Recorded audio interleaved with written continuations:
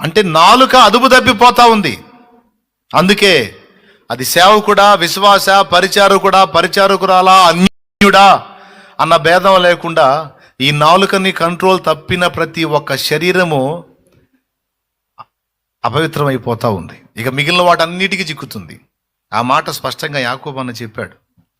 మన అవయవములలో ఉంచబడిన పాప ప్రపంచమై ఉండి సర్వ శరీరమునకు మాలిన్యము కలుగజేయుచు ప్రకృతి చక్రమునకు చిచ్చు పెడుతుంది. తుదకది నరకము చేత చిచ్చు పెట్టబడుతుంది. నాలుక నరకానికి తీసుకెళ్ళిద్ది. నిజంగా ఈ నాలుకను ఉపయోగిస్తేనే పరలోకం, ఈ నాలుకను ఉపయోగిస్తేనే నరకం. యేసు ప్రభువని నోటితో ఒప్పుకొని అన్నాడు, గుర్తుందా? రోమా పత్రికలో అన్నాడు, గుర్తుందా? ఒకడు రక్షణ పొందాలంటే ఎట్లా రక్షణ పొందుతాడట? యేసు ప్రభువని నోటితో ఒప్పుకొని హృదయమందు విశ్వసించిన ఎడల నీవు రక్షింపబడుదు.